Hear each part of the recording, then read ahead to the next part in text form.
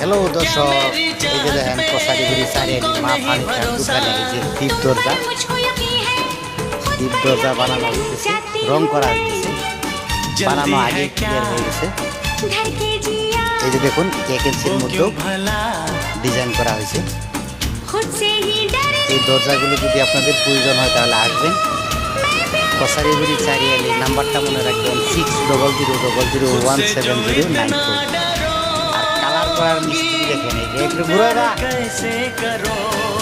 Pending করা মিস্ত্রি আমাদের দুইজন অলরেডি পেন্ডিং করতেছে, মানে কালার করতেছে আর কি। আমি ইংলিশ বেশি বলতে পারি না, তবু বললাম।